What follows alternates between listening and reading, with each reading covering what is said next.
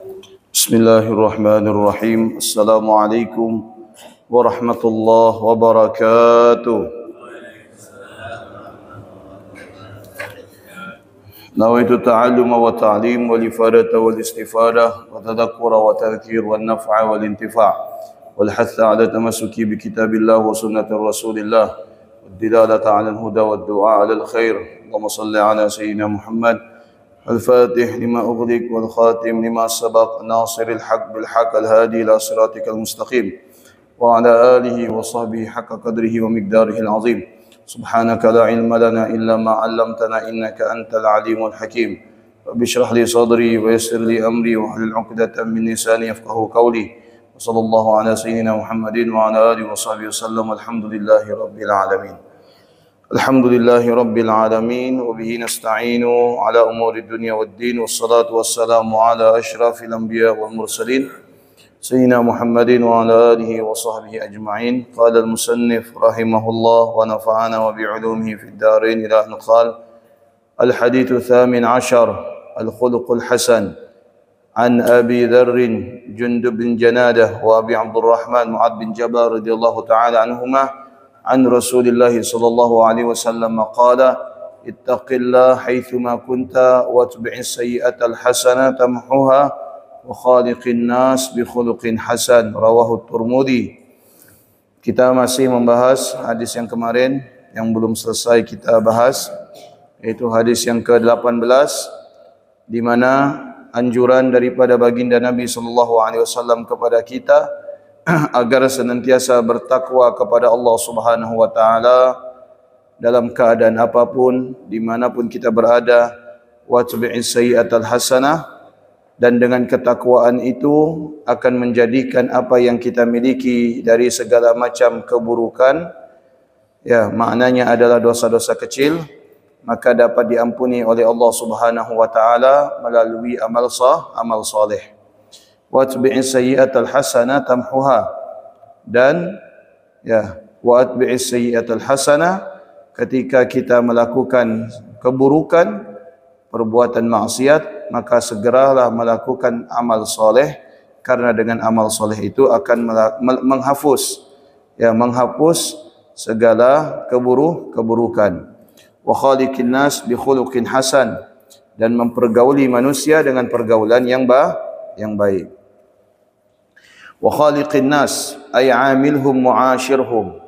Wa khaliqin nas maknanya adalah bermuamalah kepada manusia, wa ashirhum, dan bergaul kepada mereka, bi khuluqin ay bi sajiyatin wa tab'in hasanin, yaitu dengan kebiasaan yang baik. Apa yang menjadi kebiasaan baik bagi warga setempat maka harus kita lakukan. Misalkan ya melakukan sesuatu dengan silaturahmi, ramah tamah, selama tidak ada unsur maksiatnya, maka kita dianjurkan.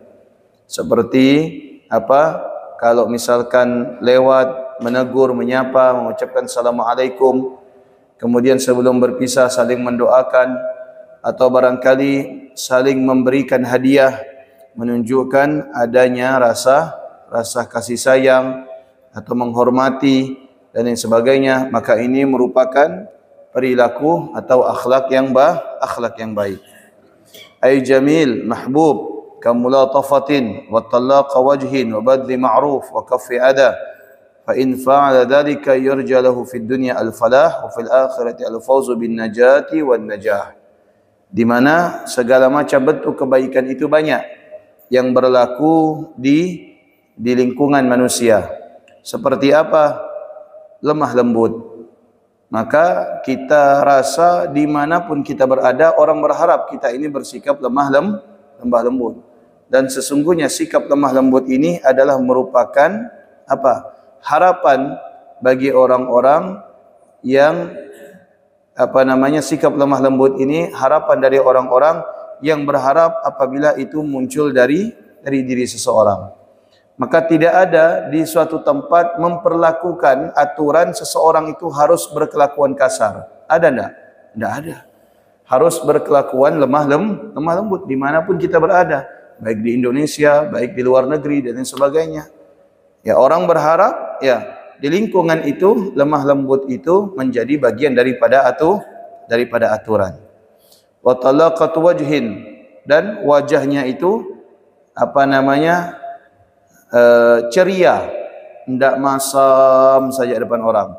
Kan ada orang tu kalau depan orang tu masam saja mukanya. Ya. Masam, tidak tahu apa bawaannya. Ya, masam seperti itu. Ada bawaan, memang ada bawaan karena memang ciptaan Allah seperti itu. Barangkali sudah berasal dari sananya, mukanya itu memang masam. Ya. Tapi memang ada orang itu yang mukanya itu selalu murung. Suka murung. Nah, ini tidak dianjurkan. Wa badlu ma'rufin wa kaffin adha, dan mencegah, menghalangi diri kita untuk tidak berbuat baik kepada orang, tidak melakukan perbuatan yang tidak baik kepada orang, seperti menggunjing, ya, mengadu domba, kemudian membuka aib, berkata-kata yang tidak baik. Nah, ini kita tahan semuanya. Maka apabila kita sanggup menahan diri kita untuk tidak melakukan yang tidak baik, maka itu termasuk daripada perilaku yang baik. Maka apabila kita sanggup melakukan itu semua, apa kata beliau? Fa in fa'ala dzalika yurja lahu fid dunya al-falah. Maka orang yang semacam ini akan meraih di dunia keberuntungan. Orang yang mukanya ceria, lemah lembut, tutur katanya baik, berlaku sopan santun, menghormati yang besar, menyayangi yang kecil, maka apa yang dia dapat? Dia akan mendapatkan keberuntungan di dunia. Dia akan mendapatkan keberuntungan, disayang sama orang, disegani sama orang, dirangkul dan lain sebagainya. Wa fil akhirati al-fawza bin najati wan najah. Di akhirat dia juga dapat. Apa yang dia dapatkan? Dia akan dapatkan yang namanya pertolongan. Dia akan dapat yang namanya kebahagiaan, dan dia akan mendapatkan yang namanya kegembiraan. Wa ruwiya 'anil Nabi sallallahu alaihi wasallam annahu qala ma min syai'in yudha'u fil mizan athqal min husnil khuluqi wa in sahaba husnul khuluqi yablugha darajatan sahibus salati was saum. Nabi sallallahu alaihi wasallam bersabda, dikatakan dalam sebuah riwayat, tidak ada yang melebihi takaran timbangan di timbangan akhirat itu, yaitu kecuali akhlak yang baik. Ya, akhlak yang baik menjadi takaran yang paling berat. Bahkan dikatakan di sini oleh Nabi, la yablughu darajata sahibus salati was saum. Hampir saja orang yang berkelakuan baik di sini derajatnya hampir menyamai orang ahli salat dan orang ahli puasa. Karena sesungguhnya akhlak baik ini adalah cermin orang yang senantiasa taat ibadah kepada Allah Subhanahu wa taala. Hampir saja kata Nabi, hampir saja ya akhlak yang baik, budi pekerti yang luhur itu derajatnya menyamai siapa? Ahli salat dan ahli puasa. Berarti kalau ahli salat dan ahli puasa, ya, namun sikapnya, perilakunya tidak baik, maka berarti salat dan puasanya itu tidak bermanfaat. Karena fungsi daripada salat, ta'muruna bil ma'ruf wa inna salata tanha 'anil fahsya'i wal munkar. Sesungguhnya salat itu fungsinya mencegah dari perbuatan buruk dan mungkar. Nah, berarti kalau ada orang ahli salat namun perilakunya tetap tidak baik, menunjukkan bahwasanya salatnya tidak mampu menjadikan orang tersebut baik. Kalau ada orang yang rajin berpuasa namun tidak menjadikan akhlaknya, budi pekertinya itu baik, berarti menunjukkan puasanya itu tidak berpengaruh. Wa qala sallallahu alaihi wasallam, apa kata Nabi sallallahu alaihi wasallam? Wasu'ila an aktsari ma yudkhilun nas al-jannata faqala taqwallah wa husnul khuluq. Nabi itu pernah ditanya, wahai baginda, apa yang menyebabkan seseorang itu menjadi modal utama dia masuk ke dalam surga? Apa jawab Nabi? Yang paling banyak memasukkan seseorang itu ke dalam surga adalah karena dua hal. Yang pertama, karena ketakwaannya kepada Allah. Yang kedua, karena budi pekertinya yang baik kepada sesama manusia. Takwanya kepada Allah adalah bagaimana akhlaknya kepada Allah. Ya, takwanya kepada Allah adalah bagaimana akhlaknya kepada Allah. Di saat dia mampu bertakwa kepada Allah, maka dia mampu menjaga anggota tubuhnya untuk tidak membuat orang lain itu sakit, tersinggung, marah dan yang sebagainya. Berarti menunjukkan bahwasanya bekal seseorang itu masuk surga ada dua, takwa kepada Allah dan berkelakuan baik. Wa qala sallallahu alaihi wasallam khiyarukum ahsanukum akhlaqan. Sebaik-baik di antara kalian adalah siapa di antara kalian yang berkelakuan baik. Sebagaimana penilaian manusia, kalau manusia itu menilai seseorang daripada akhlaknya. Kalau orangnya itu ramah, mudah tersenyum, ya, kemudian pergaulannya baik, tutur katanya lembut dan sebagainya, ini orang bakal disukai oleh orang lain, bakal dicintai oleh orang lain dan bakal dijaga oleh orang lain. Tapi kalau misalkannya dia suka marah-marah, kalau berbicara kasar, mudah tersinggung dan lain sebagainya, ini alamat orang yang semacam ini orang tidak akan menyukai. Tidak ada orang itu suka dengan orang yang berkelakuan buruk, tidak ada. Ya, dimanapun kalian berada, kalau berkelakuan baik maka pasti orang sangat mencintai. Tapi kalau berkelakuan buruk, pasti orang tidak akan mencintai. Wa 'anil Hasan radhiyallahu ta'ala anhu annahu qala man a'ta hasana suratan wa khuluqan hasanan wa zawja salihat faqad u'tiya khairat dunya wal akhirah. Daripada Sayyidina Hasan, rasanya beliau berkata, barang siapa yang diberikan oleh Allah kepadanya gambaran yang baik. Gambaran yang baik itu seperti apa? Istri salehah, ya, dan budi pekerti yang baik, maka sesungguhnya dia telah diberikan oleh Allah sesuatu yang terbaik dari segala sesuatu yang ada di dunia dan akhirat. Berarti dua hal ini yang menjadikan seseorang itu bahagia. Bahagia di dunia, bahagia di akhirat apa? Ketika dia mampu berkelakuan baik, di samping itu juga dia mendapatkan istri yang salihah. Wa qala al-Junayd rahimahullahu taala arba' turfa' al-'abdu ila a'ali darajat wa in qalla 'amaluhu wa 'ilmuhu. Al-Imam Junayd Al-Baghdadi. Al-Imam Junayd ini adalah pemimpin daripada orang-orang sufi. Dikatakan beliau ini adalah merupakan Sayyidut Ta'ifah, pemimpin orang-orang sufi. Apa kata beliau? Arba' turfa al-'abdu ila al-a'ali darajat. Ada 4 hal yang menjadikan hamba Allah tersebut diangkat derajatnya setinggi-tingginya. Apa? Walaupun amalnya dan ilmunya itu sedikit. Walaupun amalnya dan ilmunya itu sedikit. Yang pertama adalah al-hilmu. Al-hilmu di sini adalah yaitu memiliki rasa sabar yang luar biasa. Sabar itu sudah baik, tapi kalau dia bisa al-hilmu, ya, maka itu lebih baik. Al-hilmu itu lebih sabar di atas kesabaran. Ya, makanya para nabi itu ada yang diberi gelar ulul azmi. Apakah nabi lain itu tidak sabar? Sabar. Nabi Allah Ayub sabar. Nabi Allah siapa lagi? Nabi Allah Yahya sabar. Nabi Allah Saleh sabar. Tapi kesabaran mereka tidak memasukkan mereka ke dalam ulul azmi yang berjumlah 5 orang. Siapa? Nabi Allah Nuh, Nabi Allah Musa, Nabi Allah Ibrahim, Nabi Allah Isa, Nabi kita Muhammad sallallahu alaihi wasallam. Apa yang membuat mereka tidak masuk ke dalam golongan ulul azmi?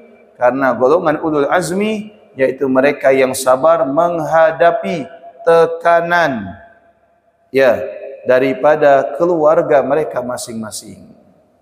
Adapun di luar daripada itu mereka tidak mendapatkan tekanan daripada keluarga. Nabi Allah Ayub sakit. Tapi sakitnya itu bukan ditimbulkan daripada keluarga. Sedangkan Nabi Allah Nabi Allah Nuh ya berdakwah selama ribuan tahun, yang menjadi pengikutnya hanya 40 orang. Ini kesabaran Nabi Allah Nuh luar biasa. Itu juga yang terjadi kepada Nabi Allah Musa. Artinya deretan nabi-nabi ulul azmi ini mendapatkan cobaan bukan saja daripada orang lain, namun yang lebih berat adalah daripada keluarga sendiri. Apa yang menjadikan seseorang itu diangkat derajatnya setinggi-tingginya? Walaupun amalnya sedikit, walaupun ilmunya sedikit.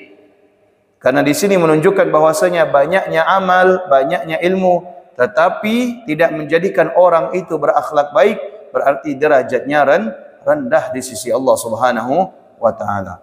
Yang pertama adalah al-hilmu, kesabaran, wat tawadu, rendah hati, was-sakha, yaitu loyalitas. Ya, loyalitas artinya tidak pelit. Tidak pelit, tidak kedekut kata orang Melayu. Wa husnul khulqi, dan budi pekerti yang baik. Ini 4, kalaupun amalnya sedikit, ilmunya sedikit, oleh Allah diangkat derajatnya setinggi-tingginya. Kenapa? Karena dengan kesabaran, dengan rendah hati, dengan loyalitasnya kepada makhluk dan budi pekertinya yang baik, menjadikan 4 hal ini derajatnya diangkat oleh Allah. Andaikan yang menjadi titik berat seseorang itu hanya ilmu tanpa adanya yang namanya budi pekerti yang baik, niscaya syaitan itu lebih unggul daripada Nabi Allah Adam. Karena syaitan itu adalah merupakan makhluk Allah, hamba Allah Subhanahu wa taala yang juga berilmu. Tapi tak kala syaitan tidak memiliki adab kepada Nabi Allah Adam sebagaimana yang diperintahkan oleh Allah, maka syaitan kemudian menjadi makhluk yang paling hina. Artinya orang yang berilmu sekalipun dia itu berilmu tetapi tidak berakhlak baik, maka dia akan hina dengan sendirinya. Begitu juga orang yang memiliki amal yang sangat banyak tapi dia tidak berakhlak. Salatnya rajin, puasanya rajin, ngajinya rajin, ke masjid rajin. Tetapi kalau berbicara sering menyakiti orang lain, memandang pandangan dengan pandangan yang rendah kepada orang lain, kemudian sering nyinyir dan yang sebagainya. Orang yang semacam ini amalnya khaba'an manthura, amalnya akan sirna, sama sekali tidak ada manfaatnya. Nah, di zaman Nabi itu diceritakan ada seseorang mengadu kepada Nabi SAW. Ya Rasulullah, sesungguhnya kami memiliki tetangga. Tetangga ini memiliki hobi. Apa hobinya? Salat malam, puasa di siang hari. Itu setiap hari dilakukan. Setiap hari dia salat malam, setiap hari dia puasa di siang harinya. Tetapi sayang sekali ya Rasulullah, lidahnya itu seringkali membuat orang lain itu terganggu. Terganggu. Kalau berbicara nyelekit. Kalau memandang dengan pandangan yang hina. Apa jawaban Nabi SAW? La khaira fiha. Orang semacam ini walaupun ahli salat, walaupun ahli puasa, tidak ada kebaikan di dalamnya. Lalu apa kata Nabi SAW? Huwa finnar. Dia berada di dalam api neraka.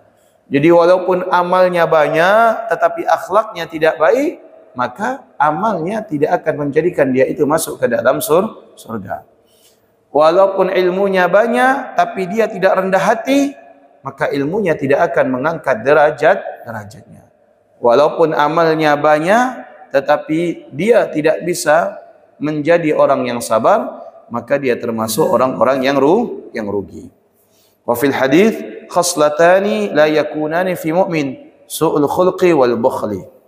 Ada 2 hal yang tidak boleh ada di dalam diri seorang yang beriman kepada Allah. Apa itu? Budi pekerti yang buruk, dan kemudian sifatnya adalah bakhil. Ini tidak boleh ada. Orang mukmin itu loyal, baik kepada orang. Baik, tidak pelit. Tidak pelit, tidak masin. Apalagi sampai bertukuk kata orang.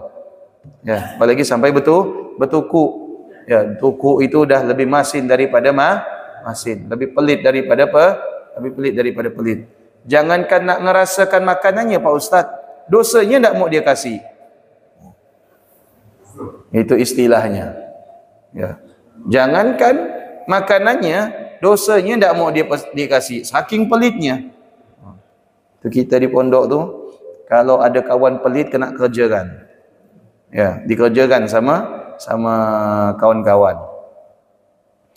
Jadi ada kawan kita, ya, setiap dapat paket dari orang tuanya tidak pernah bagi-bagi. Padahal kita di kamar itu ramai. Sekamar itu dulu kita itu jumlahnya 25 orang. Satu kamar itu 25 orang dengan kipas angin satu doang. Ya, ranjangnya 3 tingkat. Ranjangnya 3 tingkat. Jadi kalau kita di pondok itu memang diajarkan untuk apa namanya? Suka berbagi. Karena kalau kita baik, itu kawan-kawan sayang sama kita. Bahkan saking kita berbaginya di pondok itu, buat kopi 1 gelas itu bagi 25 orang. Jadi minumnya sikit-sikit sambil ngobrol. Buatnya 1 gelas. Ngobrol sikit-sikit, ngobrol. Kalau ada yang suka minum, sikit-sikit minum. Nah, ada yang satu ke kamar mandi, ambil gayung, isi air diletakkan. Kalau haus minum ini, katanya. Karena saking barang itu sulit didapatkan. Sulit didapatkan waktu kita mondok dulu. Jadi di pondok tuh kalau ada kawan yang pelit itu dikerjakan. Ada kawan tuh dapat paket, itu hemat dia. Sampai paketnya itu berbulan-bulan. Paketnya itu berbulan, Bu. Padahal isi paket itu apa? Sambal goreng, kecap, sambal asam, itu sampai berbulan-bulan. Dilihat sama teman, ya kan? Setiap mau makan dia buka kotak, ngambil 1 sendok, ditaruh di piringnya, makan sendiri. Oh, awas kau, kata kawan-kawan. Pelit. Akhirnya apa? Begitu yang punya paket ini ke masjid, ya kan? Oh, ini kawan-kawan buka paketnya. Oh, isinya lauk katanya. Ada sambal asam, ada sambal goreng. Udah, kita keluarkan lauknya. Masukkan dalam tempat, dirapikan, kasih sendok. Begitu balik dari masjid, waktu itu ke masjid sebelum maghrib. Balik dari masjid jam 8. Ya kan? Setengah 6 kita sudah di masjid. Balik dari masjid jam 8. Jam 8 kita sudah masuk kamar. Karena jam 9 keluar lagi belajar. Jam 8 kita cuman punya 1 jam untuk kembali makan. Ya, sama berkemas-kemas. Begitu balik ke kamar, nah kita makan itu kan satu tempat. Di kamar kita makan. Satu waktu, jadi makan tuh ramai-ramai. Nggak tahu salah seorang dari teman ini bilang, jangan ada yang beli lauk ya. Ingat, ada orang mau nyumbang lauk. Ada orang mau nyumbang lauk. Wah, sukalah. Yang dapat paket nih, nggak jadi dia naik keranjang yang ngambil sambal. Dia dengar ada lauk. Jadi begitu semua kumpul, diletakkan sambal 3 jenis tuh. Nih, makanlah. Dia pun tak curiga di sambal dia. Makan dia, ngambil paling banyak lagi dia. Ya, kata orang. Kayak iya. Makan. Begitu udah selesai makan, cuci tangan. Semua. Akhirnya kawan-kawan bilang, makasih ya sambal ente, nak. Berarti itu tadi sambal ana tuh, kata dia. Itu tadi sambal saya. Iya. Wah, langsung mau marah gimana lagi dia. Ya. Nah itu kalau di pondok tuh orang pelit itu dikerjakan. Orang pelit itu dikerjakan. Ada yang saking marahnya kawan-kawan itu, ya paketnya itu diguncang. Dia punya lemari kecil. Lemari itu kayak kotak amal, kayak kotak gitu. Dalamnya itu lauk, digembok. Ya, disimpan di ranjang. Ranjang itu ranjang untuk 1 orang. Simpan. Dia begitu dia mau makan dibuka gemboknya, dikeluarkan, masukkan lagi dikunci. Sama kawan digoncang, gerbak-gerbuk. Dikerjakan dia. Ya. Begitu dia balik dari masjid, bukanya Allah, bercampur kecap, sambal apa semua macam. Ada lagi kawan saya saking kesalnya sama orang pelit itu. Ya. Jadi dibuka lemarinya ada madu. Udahlah, kata dia, tidak pernah bagi-bagi madu nih orang, katanya kan dapat madu minum sendiri. Kawan saya nih, ya anak juga, ngal-ngal juga orangnya. Dipinum madu tuh, habis setengah botol. Ya Allah, itu kan. Akhirnya kepanasan dia, terkapar. Saya bilang, kamu nih, saya bilang itu, udahlah ngambil punya orang, resiko lagi, terkapar dia. Saking kesalnya sama orang. Tapi ada memang teman-teman kita itu jahil. Udahlah dia tuh tidak mau ke kelas belajar, tidak mau ke masjid sholat. Dia suka diam di kamar. Karena di pondok itu jam 7:30 pagi, ya kita sudah harus keluar kamar belajar sampai zuhur. Kamar tuh dikunci. Jadi tidak boleh balik ke kamar kita. Karena kalau udah balik ke kamar anyot, ya kan? Nanti balik ke kamar jam 12 sampai asar. Nanti asar keluar kamar lagi, kunci. Sebelum maghrib balik ke kamar. Sebelum maghrib dikunci lagi sampai jam 8 malam. Jadi ada memang orang-orang yang dia tumbelet, istilah kita. Tidak mau belajar, di kamar ya dia. Kalau diam di kamar itu melanggar namanya. Karena dia tidak ke kelas dan tidak ke masjid. Ada pondok yang memang menerapkan aturan kamar itu tidak dikunci. Jadi kita balik kamar kapanpun bebas. Tapi di pondok kami itu kamar dikunci demi keamanan. Ya kan? Akhirnya ya dia dengar anak-anak Pontianak ini baru balik. Pontianak ini identik dengan lempok. Jadi pasti kalau orang sana tuh minta ke kita tuh minta lempok. Tidak mau minta yang lain. Ada lempok enggak? Itu paling suka dia. Akhirnya kawan saya itu pernah bawa tempoyak 1 toples. Ya kan? Disimpan di kamar. Ada kawan kita yang jahil. Dia suka nyuri makanan anak-anak tuh. Ya kan? Akhirnya begitu kawan-kawan itu ke masjid, mulai dia beraksi. Ini orang Pontianak ini tidak ada ngasih saya lempok, kata dia. Karena yang namanya tempoyak juga bau duri, dicium, hidungnya tajam. Dapat 1 lemari. Ini dalamnya durian, katanya. Dibukanya kan lemari, dalam toples dicium, durian katanya. Langsung disendoknya, makannya. Begitu dia makan, berputar dia, muntah dia. Akhirnya kata kawan, rasa kau, katanya. Itu. Ya, jadi memang di mana-mana itu orang pelit itu tidak akan mendapatkan tempat. Tidak akan mendapatkan tempat. Dan ingat, karakter pelit ini banyak. Dalam istilah agama Islam, sabar itu diartikan sabrun, itu diartikan sabar. Berasal kata daripada bahasa innallaha ma'as sabirin. Sesungguhnya Allah bersama orang-orang yang sabar. Yang sabirin saja ini sudah sangat baik, lebih daripada sabirin itu ada al-hilmu. Makanya salah satu daripada nama Allah Al-Halim. Betul enggak? Bukan Al-Alim, Al-Halim.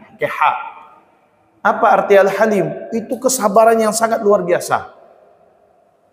Makanya sifat Allah itu sabarnya luar biasa. Andaikan Allah ini tidak sabar, ya melihat kita, udah habis kita nih. Betul enggak? Nah, begitu juga yang namanya pelit, bakhil, itu istilah. Ada yang lebih bakhil lagi daripada bakhil. Namanya apa? Syuhun. Ittaqus syuhha fa inna syuhha zulumatun yaumal qiyamah. Ya, hindari yang namanya sifat terlalu pelit, terlalu kikir itu. Pelit saja sudah harus kita hindari, apalagi yang namanya kikir. Karena yang namanya pelit, yang namanya yang lain sebagainya itu adalah dapat merugikan kita di akhirat. Dapat merugikan kita di akhir. Dan pelit itu ada jenisnya. Ada orang pelit terhadap orang lain, tapi dia tidak pelit dengan diri sendiri. Ada enggak? Ya kan? Gitu diminta, traktir gak kita nih? Mana duit nih untuk ini, banyak keperluan lah. Ya. Coba gak nyumbang untuk masjid tuh?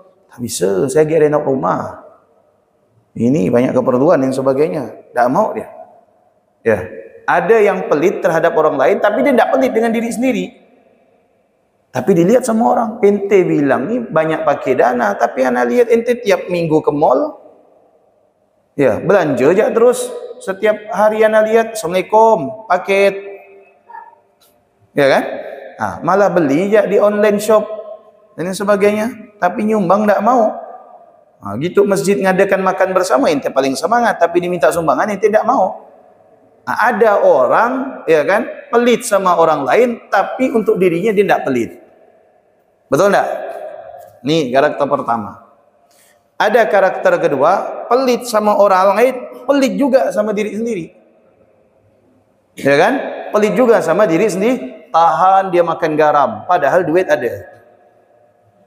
Tahan dia makan pakai ucuk ubi, padahal duitnya banyak.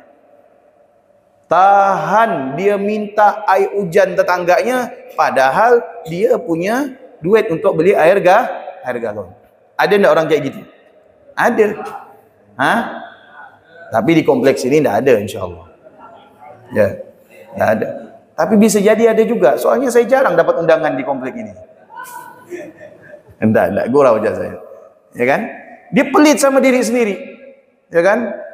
Duitnya ada dan yang sebagainya. Bahkan saya pernah nemu orang, Pak, mohon maaf ya, ini orang punya pabrik 3. Pabriknya 3, bukan di Pontianak, di Jawa Timur. Pabriknya 3, Pak.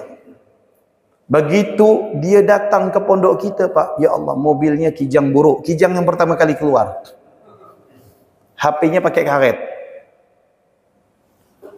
Ketika ditanya sama guru saya, Pak, bapaknya pabrik 3. Kenapa bapak seperti ini? Saya ini terbiasa hidup sakit, Pak Ustadz. Ya, terus?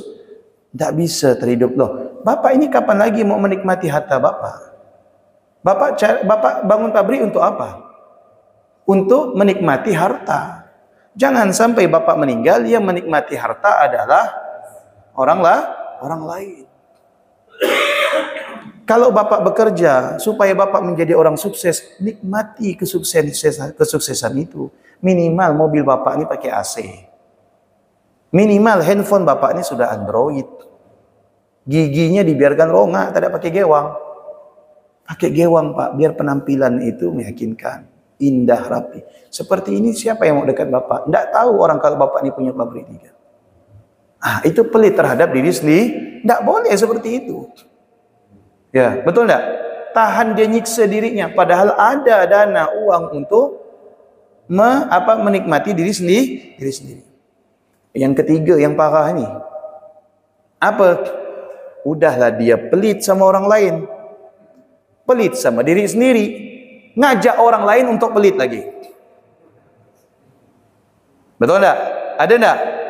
Udahlah terkenal dengan pelitnya. Begitu dia lihat tetangganya suka nyumbang, suka ngajak orang makan, dia tanya, ente tak rugi ke ngajak orang makan tiap hari? Tak rugi ke ente nyumbang? Sayanglah ente kerja. Ente usaha, bontang panting tulang dari kepala di bawah, kaki di atas, duitnya untuk masjid. Untuk apa? Ini yang tahu nih. Udahlah pelit sama orang lain, pelit terhadap diri sendiri, udah itu ngajak orang untuk jadi orang pelit. Ini apa namanya nih? Nggak tahu lah saya apa namanya nih. Waqala al-Fudail bin Iyad, nafa'anna Allah Ta'ala la ayyashabani fajir hasanil khuluq ahabba ilayya min ayyashabani abid sayyul khalaq. Kata Fudail bin Iyad, ya, seseorang yang mempergauli saya walaupun dia itu ahli maksiat tapi perilakunya baik, lebih saya sukai daripada ahli ibadah tapi perilakunya buruk. Juga dikatakan di sini bahwasanya, ya, man aktsara nasi hamman qala asuhum khuluqan. Dun An-Nusri ditanya, siapa orang yang paling gelisah, paling sumpek, paling banyak masalah? Orang yang budi pekertinya buruk. Diceritakan di sini Asy-Syaqiq Al-Balkhi, beliau mengatakan bahwasanya beliau Al-Imam Asy-Syaqiq Al-Balkhi ini adalah seorang ahli ibadah, alim. Tapi di balik itu semua beliau diuji oleh Allah. Dengan apa? Dengan perangai istri yang tidak baik. Dengan perangai istri yang tidak baik. Faqila lahu alla tufariqaha wa yatu'dhika bisu'i khulqiha. Hai imam, pak kiai, guru, syekh, ente orang alim, ahli ibadah, tapi sayang punya istri perangainya buruk. Kenapa tidak ente ceraikan? Ente cari yang baru, karena ente orang alim mudah dapat istri. Apa jawab beliau? In kanat sayyi'atul khulqi fa ana husnul khulqi walau faraqtuha sirtu mithlaha wa ma hadha akhafu alla yumsik ahadun ghara li su'i khulqiha. Istri saya ini memang perangainya buruk, sementara kalian dapati saya ini adalah perangainya baik. Walaupun perangainya buruk, tidak menjadikan saya ini perangai saya juga buruk, tapi justru perangai saya menjadi lebih baik. Andaikan saya ceraikan, dia menikah dengan orang lain, saya khawatir orang lain ini akan kena imbas dari perangainya yang buruk. Ngerti tidak kira-kira? Tidak mau dia melepaskan istrinya. Saking dia cintai. Supaya apa? Supaya perangainya buruk tidak merugikan orang lah. Sudah cukup dia yang rugi. Tapi sungguh begitu, si suami ini tidak menjadikan dirinya itu ikut-ikutan berperangai Ini luar biasanya Imam Syafi'i Al-Balkhi. Ya kan? Kok zaman sekarang mungkin udah ikut-ikutan. Suami istri kompak. Suami istri kompak. Kompak buruknya, kompak jeleknya dan lain sebagainya. Ini udah tidak baik. Minimal kalau kita punya istri tidak baik, suami harus menjadi baik supaya bisa mengimbangi. Kalau suami tidak baik, menjadi istri yang baik. Jangan dua-duanya tidak baik. Walaupun kita ini tidak menjadi sebagaimana Nabi Allah, siapa? Siapa yang diuji dengan istrinya? Nabi Allah Lut. Betul tidak? Walaupun kita seperti Nabi Allah Lut diuji, tapi jangan sampai kita sebagaimana Abu Lahab. Suami istri bersekongkol untuk menghalangi dakwahnya Nabi kita Muhammad sallallahu alaihi wasallam. Walaupun rumah tangga kita ini seperti Nabi Allah Nuh, barangkali salah satu dari anggota keluarga kita ada yang tidak baik, tapi setidaknya jangan jadikan rumah tangga kita ini sebagaimana rumah tangganya Abu Lahab, yang mana sekeluarga itu kompak untuk tidak berkelakuan baik kepada baginda Nabi sallallahu alaihi wasallam. Dan diceritakan juga di sini ada seseorang mengadu kepada Sayyidina Umar tentang perangai istrinya yang buruk. Begitu dia mau ngetok pintu Sayyidina Umar, dia dengar dari dalam. Rupanya Sayyidina Umar kena omelkan bininya. Diam Sayyidina Umar. Lihat nih, Sayyidina Umar diomelkan bininya, diam apalagi kita. Ya kan? Fasami'a amratahu tastatilu 'alaiha bilisani. Dia dengar istrinya Sayyidina Umar tuh omel terus. Sayyidina Umar diam.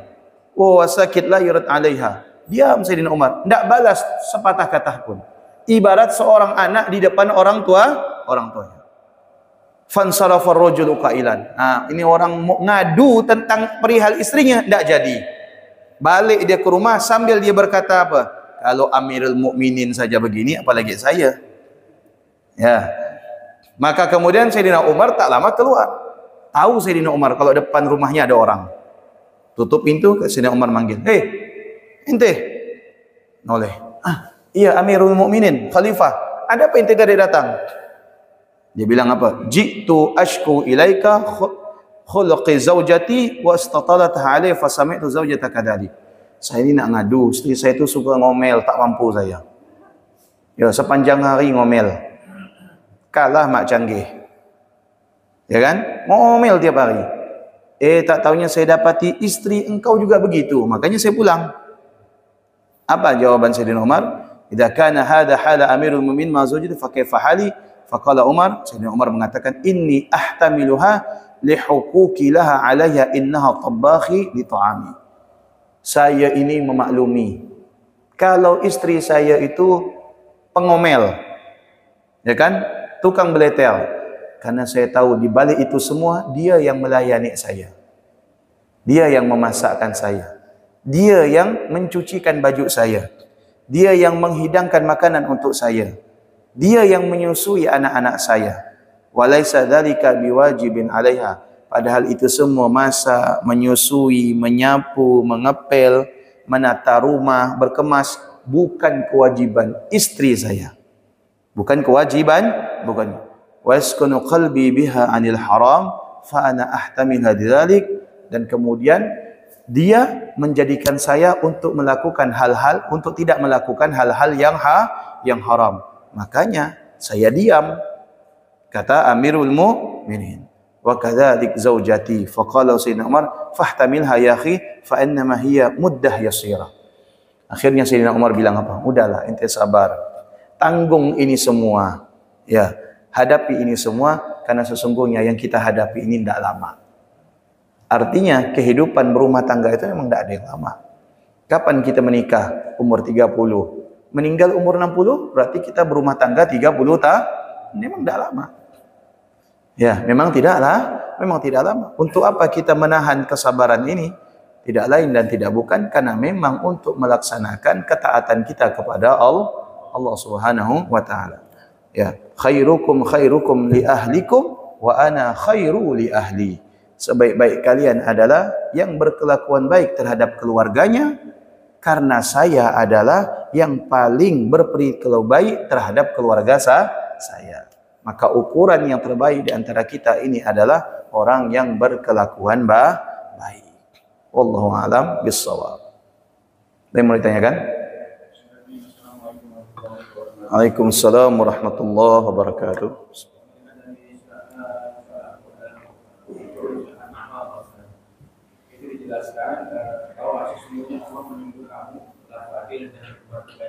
An-Nakhl. Sungguhnya Allah menyuruh kamu berbuat adil dan berbuat kebajikan dengan hanya kepada tetangga. Dan Dia melarang melakukan perbuatan keji, kemungkaran, permusuhan.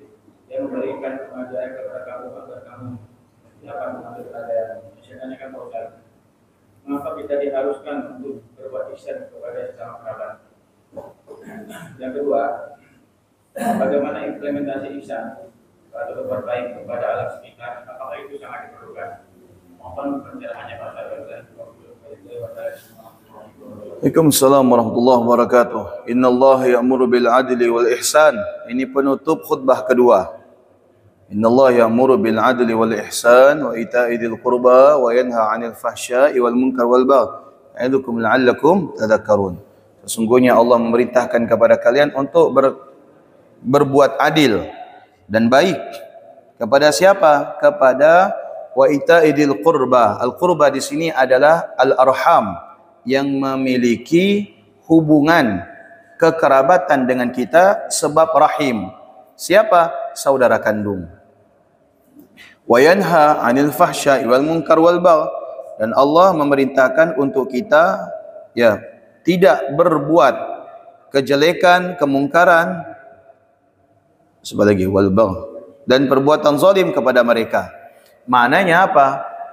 Yang menjadi prioritas utama untuk kita berkelakuan baik adalah keluarga kita sendiri. Makanya sabda Nabi, khairukum li ahli wa ana khairun li ahli. Sebaik-baik di antara kalian adalah yang berkelakuan baik terhadap keluarganya, dan karena saya adalah orang yang paling baik terhadap keluarga saya. Maknanya di sini, kalau ada apa-apa utamakan keluarga. Karena bagaimanapun yang mengurus kita adalah keluarga. Kalau kita dapat musibah, siapa yang paling dulu datang? Keluarga.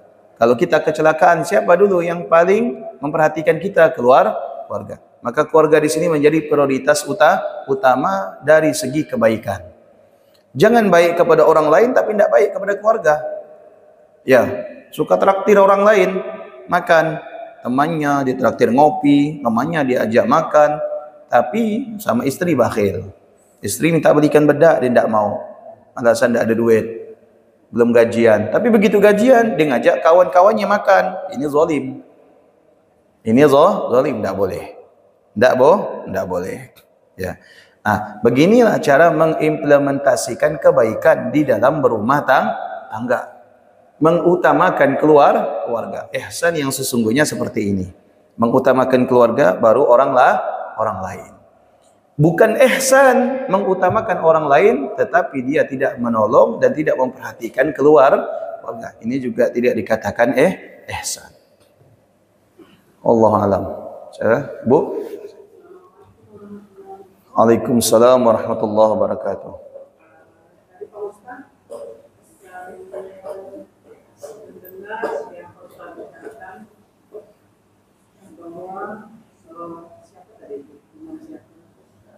Walaupun orang itu berbuat maksiat, lebih baik daripada dia berbuat buruk. Imam Fudail bin Iyad. Ya, terus? Saya pernah tinggal di satu daerah dan kebetulan di entertainer ya. Iya. Jadi ada beberapa kerja malam lah ya.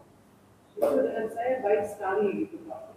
Baik sekali dan selalu datang lah silaturahmi ke saya. Jadi dan sering traktir makan juga, jalan-jalan kemana-mana di kalau kerjaan. Jadi yang menjadi pertanyaan adalah kita tahu nih kerjaan dia seperti itu Pak. Ya. Terus ya. Pekerjaannya.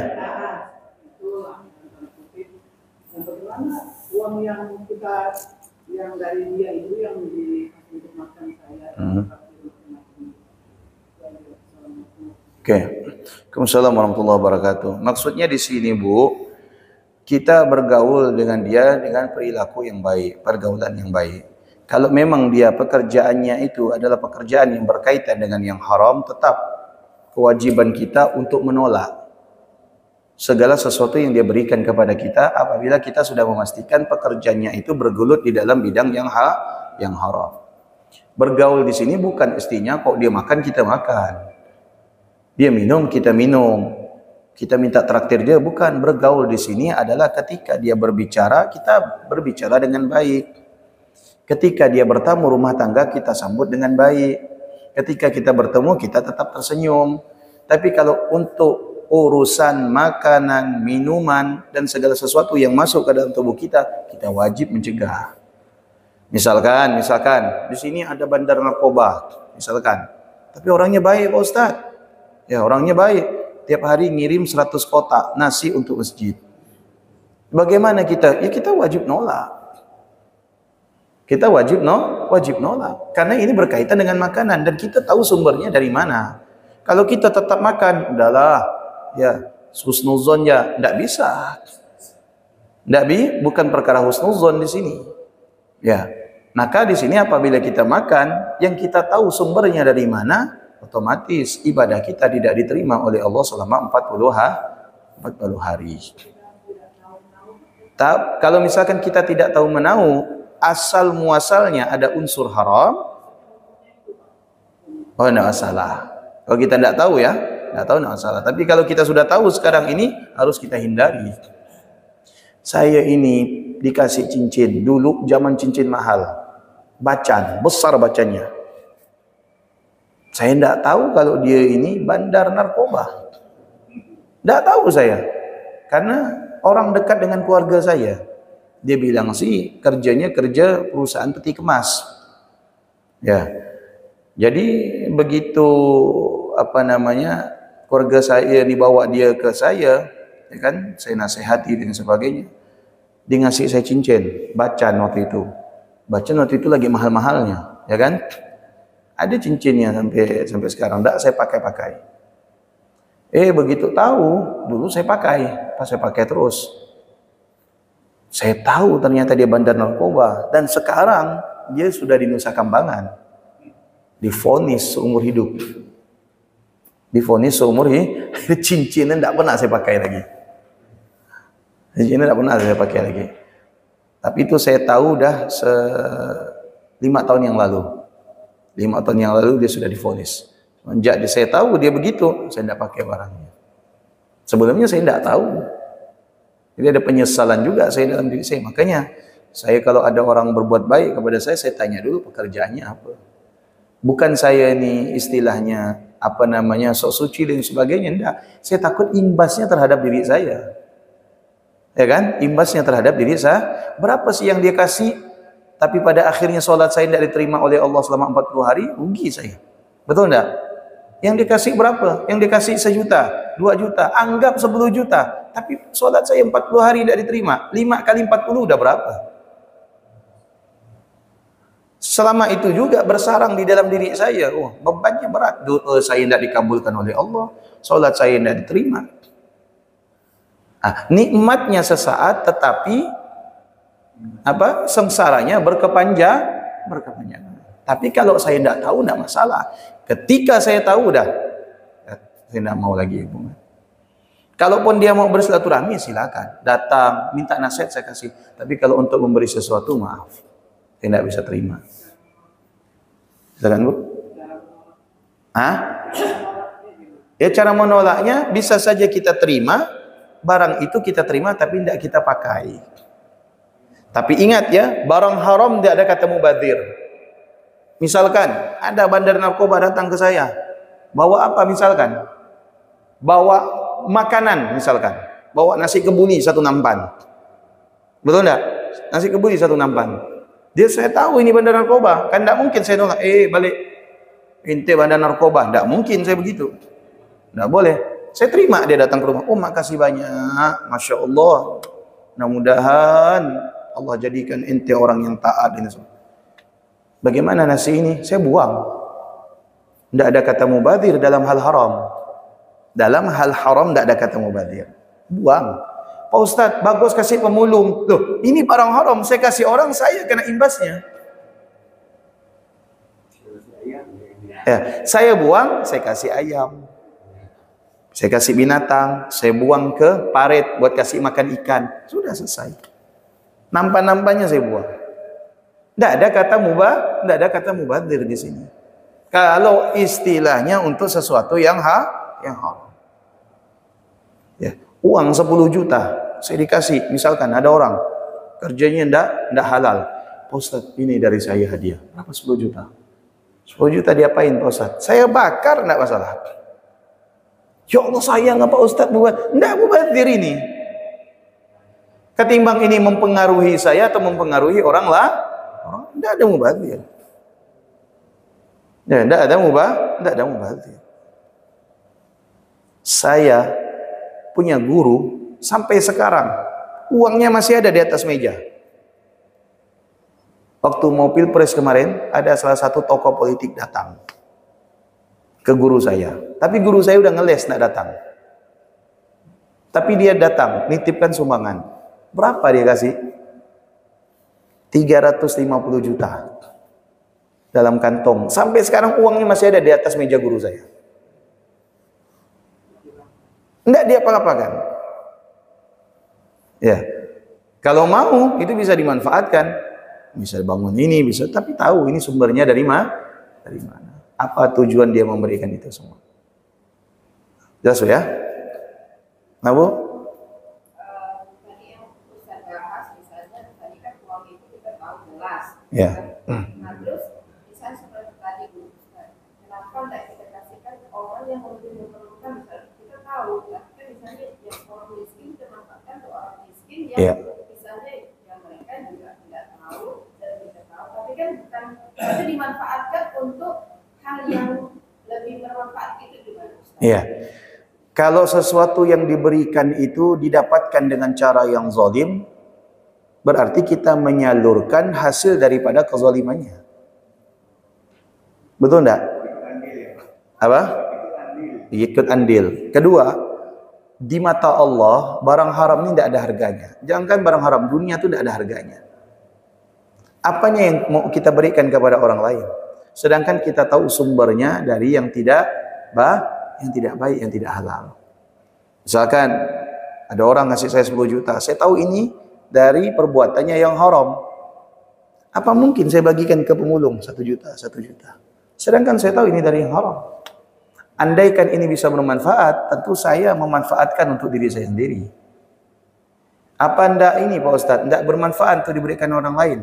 Masalahnya bukan manfaat atau tidak manfaatnya. Masalahnya ini berkaitan dengan Kalau dikatakan manfaat, arak itu ada manfaatnya, betul enggak? Betul enggak? Sesuatu yang haram, najis itu ada manfaatnya, tetapi tetap dilarang oleh Allah. Kenapa? Karena ada mudarat di dalamnya. Ya, andaikan pemulung itu kita kasih tahu, ente mau ada 1 juta, tapi ini dari bandar narkoba, mau ente? Enggak mau dia. Kalau dia takut kepada Allah, betul enggak? Kalau dia takut kepada Allah. Tapi kalau dia tidak takut kepada Allah, dia ambil biasanya. Biarlah Pak Ustadz, narkoba lah, yang penting jadi makan buat saya. Ini berarti dia tidak takut sama Allah.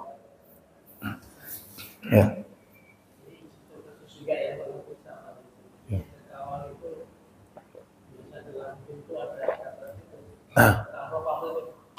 Ya, waktu apa? Ya.